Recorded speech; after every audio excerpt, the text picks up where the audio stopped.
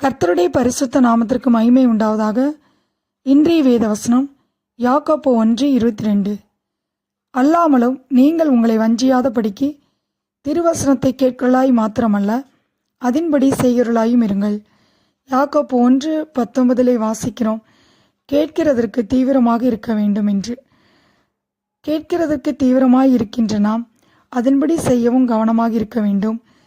தேவனுடைய வசனத்தை கேட்கிறது மட்டும் போதாது, அதன்படி செய்யவும் வேண்டும். கேட்பது நம்மை ரட்சிக்காது, அதை விசுவாசித்து அதற்கு கீழ்ப்படிவதை நம்மை ரட்சிக்கும். விசுவாசம் கீழ்ப்படிதலுக்குள்ளே நம்மை வழி நடத்தும். அநேகர் தேவ வசனத்தை கேட்கிறார்கள், வாசிக்கிறார்கள். வசனத்திற்கு கீழ்ப்படியாத பட்சத்தில் அது அவர்களுக்கு ஒரு நன்மையும் செய்யாது. வசனத்தை கேட்டு அதற்கு கீழ்ப்படியாமல் அதன்படி செய்யாமல் இருக்கும்போது நம்மை நாமே வஞ்சித்துக் கொள்கிறோம். தேவனுடைய வசனம் கண்ணாடிக்கு ஒப்பிடப்படுகிறது. நாம் கண்ணாடியில் பார்க்கும்போது நமது முகத்தின் உண்மையான சாயலை காண்கிறோம். தேவனுடைய வசனம் ஒரு கண்ணாடியைப் போல நமது பாவத்தை நமக்கு காண்பிக்கிறது. அவருடைய வசனத்தை கேட்டு அதற்கு கீழ்ப்படியாமல் அதன்படி செய்யாமல் இருக்கும்போது கண்ணாடியில் தன் முகத்தை பார்த்து அவ்விடம் விட்டு போன உடனே தன் சாயல் இன்னதென்பதை மறந்து விடுவான். பூரண பிரமாணமாகிய தேவனுடைய வசனத்திற்குள் நாம் நிலைத்திருந்து அதை மறக்காமல் அதற்கு செவி கொடுத்து அதற்கேற்ற கிரியை செய்யும்போது நம்முடைய செய்கையில் நாம் பாக்கியவான்களாய் இருப்போம்.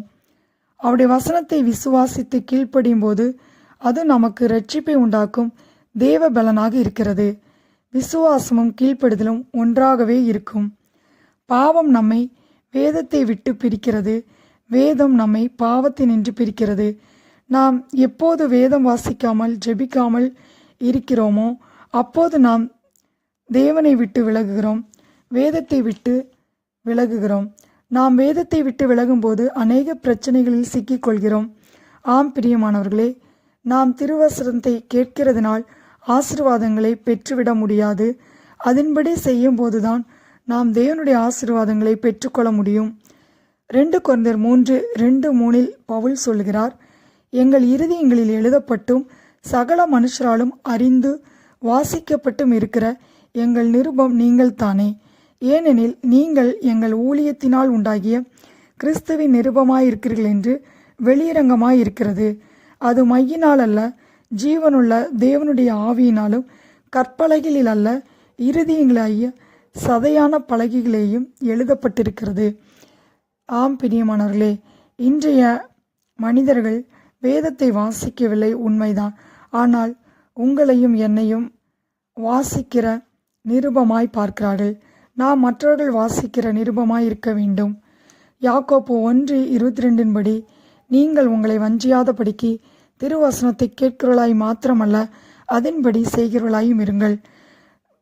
தேவ வசனத்தை கேட்கிறதோடு நாம் விட்டுவிடாமல் அதன்படி செய்கிறவளாயும் நாம் இருக்க வேண்டும். கர்த்தர் தாமே இந்த வார்த்தையை ஆசீர்வதிப்பாராக. ஆமென்.